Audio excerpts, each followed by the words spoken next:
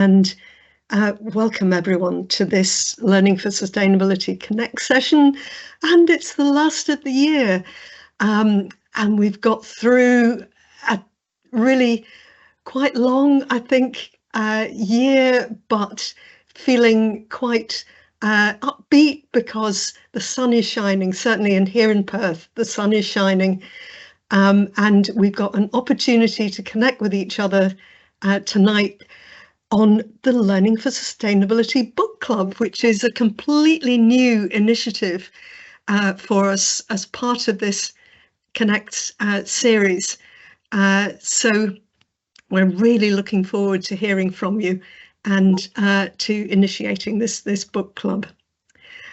My name's Betsy King from Learning for Sustainability Scotland, and as usual, I'm joined by my colleague Kirsten Leask from Learning for Sustainability Scotland and my colleague Susie Aldous from GTC Scotland. So we're really looking forward to connecting with you this evening. Next slide, please, Kirsten. Do introduce yourself in the chat box if you haven't done so already. And equally put any questions that you have right through this session into the chat box. We're going to record, we're already recording this webinar, so if you really don't want to be seen, do put your video off. That's absolutely fine. But equally, it's lovely to see your smiling faces, so put your camera on if you'd like to. Next slide, Kirsten, and just to, well, what are we doing in this session? As usual, it's about connecting with you and hearing from you, and tonight with a particular focus, which is hearing about your professional reading and resources that you use. To stimulate some discussion on this, we're going to have a bit of a conversation about the sorts of things that get us going. That's Kirsten, Susie and myself. And all of this is going to be in the context, as usual, of the Learning for Sustainability policy framework in Scotland, which includes an action plan and also, of course, Learning for Sustainability underpinning all of the GTC Scotland professional standards. So this evening, how we're planning, next slide please, Kirsten, this is the welcome, setting the scene. I'm going to hand over to Susie quite shortly, and then we're going to have a bit of a conversation, and then importantly to hand over to you. So next slide, Kirsten. Let me just, next slide please, in terms of setting the scene, just really outline what the theme of this is, which is of course learning for sustainability. And it's about how to build a socially just, sustainable and equitable society.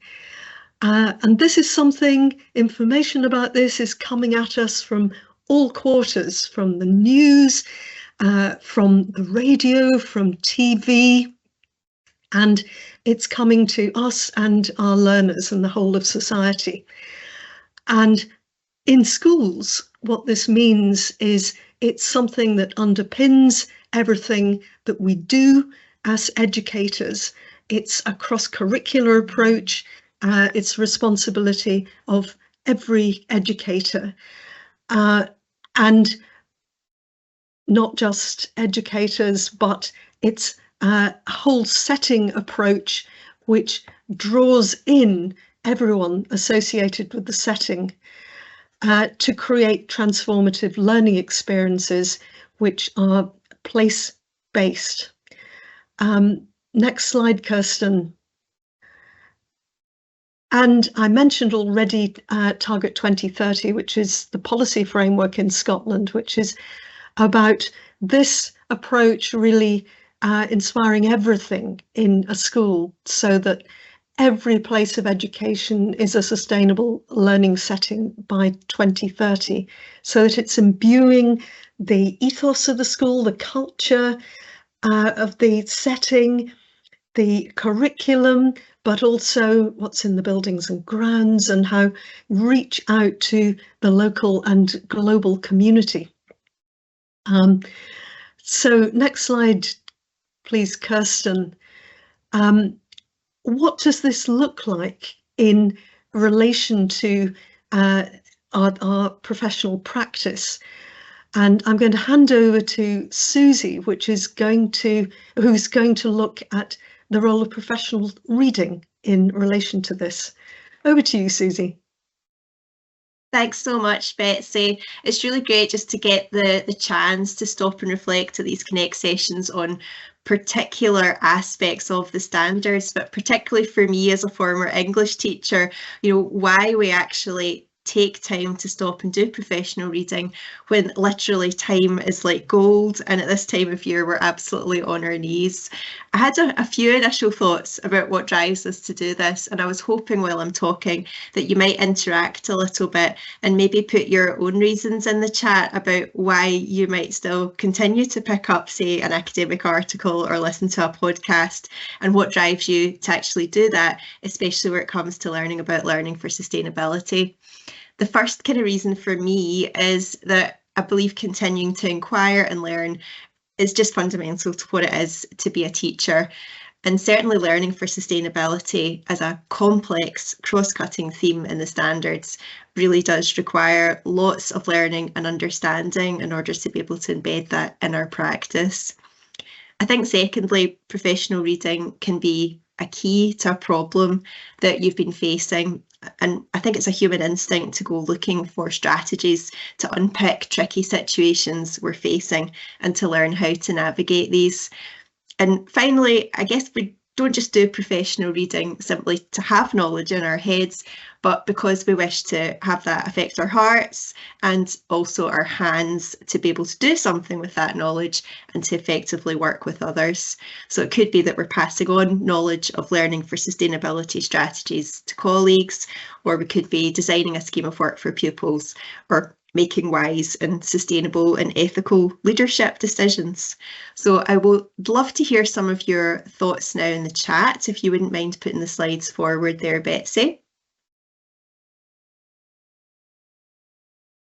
And see what you think. Why do you think we do it? I've got a few ideas down there that I've covered, but what is it for you that would mean that you would take the time when we're so short of time to actually pick up and do a little bit of professional reading, or indeed a bit of professional listening? Because I'm hoping I get a few good recommendations of podcasts tonight. Betsy going for inspiration. That's lovely, Betsy. Thank you. Why do you find it inspiring, Betsy? What is it about reading that inspires you? Oh, you mute. I'm muted. I think it's all about connecting with different perspectives, looking at inputs that have come from quite different places, but probably do also have relevance to my place, and trying to draw inspiration from them and think, well, how to respond to that perspective. Absolutely. There's a few other wee comments in the chat here. So Stuart says, as an early career teacher, for them it's about developing their own practice and challenging their own beliefs. That's something I hadn't really thought about, Stuart. That's really interesting. Would you like to unmute and maybe say a wee bit about that, about how it might help you challenge your own beliefs? I think that's a really interesting idea. Hiya. I think for me, I'm kind of transitioning sort of from a career in architecture and now doing a career in teaching. So I've got sort of a certain set of assumptions, I think, that have come from my previous professional training. And I find now reading articles about teaching and things like that sometimes challenges the beliefs that I held as an architect are now sort of, being unpicked slightly sometimes, or sometimes supported through this professional reading. So it really kind of enables me to grow as a person, I think. Mm-hmm. I think that's also a very brave thing to talk about, because it's got to be the hardest thing, isn't it, to continue to evolve as a human, to shape our beliefs and admit that sometimes we've not quite got it right. And I guess professional reading, I hadn't really thought about it in that way, but it maybe does open up that window into other people's perspectives and worlds, and just kind of challenges you a little bit. So that's lovely. Thank you for sharing, Stuart. Kim's saying there, to enhance my practice and the practice of others, and to ultimately positively impact the children. Thank you for that. And Dr. Phillips, Carl, is saying to be able to give back via the classroom to the wider community. That's really nice. If we go on to the next slide, you might actually spot a few more that we've got here. This is just pulled out from, as you can see, GTC's website for professional learning in general, but obviously within that, we'd very much include kind of professional reading. And I had a little look at this, and there was definitely some things in there that chimed with me. I thought what was particularly interesting was the find joy. I mean, I find joy with reading because I love reading, probably because of my background, but I think there's also that sense of it's part of our job. We have a duty to read as professional learning, and it doesn't always maybe sort of, you think about sparking joy necessarily, but I definitely hope that's something that we can find tonight, and explore that idea that not only are we finding joy through things that we're reading and listening to, but also maybe sparking joy in others by sharing these things. Okay, next slide, thank you.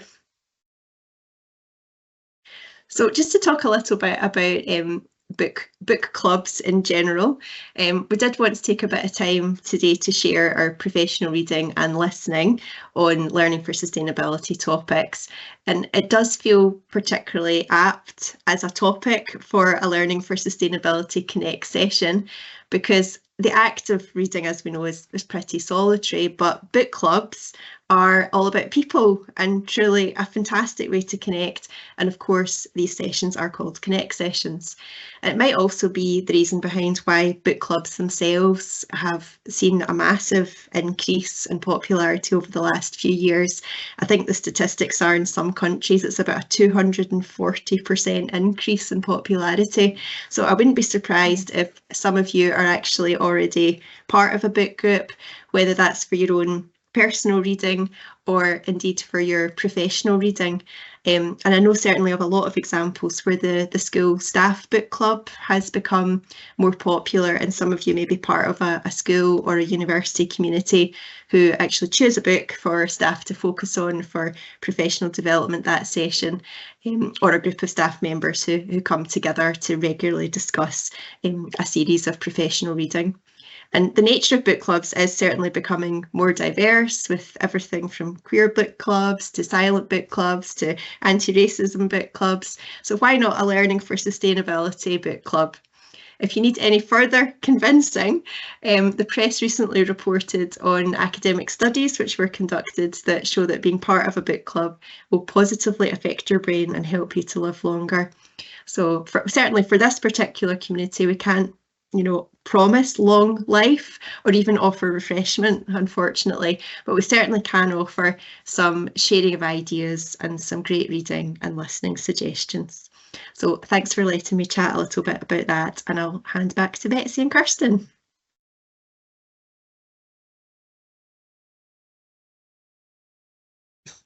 Just to say, Susie, I don't know if you want to say anything about this final slide about the EBSCO stuff before we go into the next bit. Can really talk about this at any time in the session. I think I'm hoping most people know about a good existing library of where to find things to read. If you have a My GTCS account, you are automatically signed up to My Research, which is the third tab there. And in there you will have a search engine that puts you in touch with a whole range of academic resources, so exactly as you would have through a university setting. And we also have an up-to-date ebook section also, so that you can access all of that for your own reading pleasure. So that's for you there. Thank you very much.